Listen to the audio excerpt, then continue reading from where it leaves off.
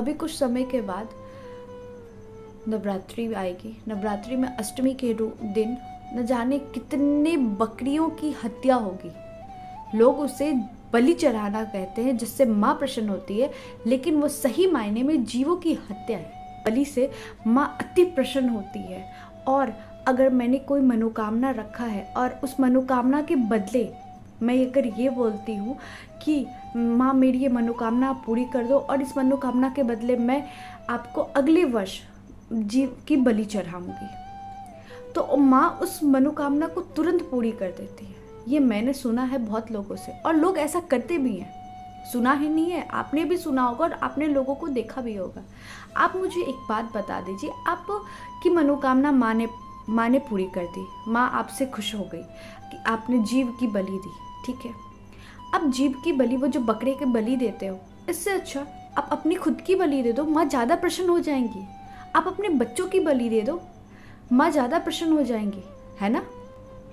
अगर जीव की हत्या करने से भगवान प्रसन्न होते हैं, तो कहीं पर भी शास्त्र में वर्णन क्यों नहीं है कि बलि चढ़ाने से मैं प्रसन्न होगा?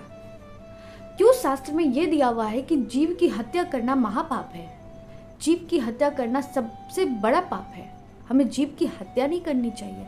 हमारा सनातन संस्कृति कभी भी ये नहीं सिखाता कि जीवों की हत्या करो। जिस माँ को आप बलि चढ़ा रहे हैं, उस माँ को हम जगत जननी कहते हैं। जगत जननी का अर्थ है कि वो पूरे सृष्टि की माँ हुई। पूरे सृष्टि में तो वो बकरी भी आती है, वो जीव, वो बकरी भी आती है। उसके अंदर जो आत्मा है, वो भी, उसकी भी वो माँ है। तो क्या कभी भी कोई भी माँ अपने बच्चे की हत्या करके या फिर उसकी बच्चे की हत्या करके, तो क्या वो माँ प्रसन्न होगी? कभी नहीं। माँ ने संहार किया है, माँ ने असुरों का संहार किया है, ना ही किसी निर्दोष प्राणियों का, ना ही किसी निर्दोष जीवों का संहार किया है।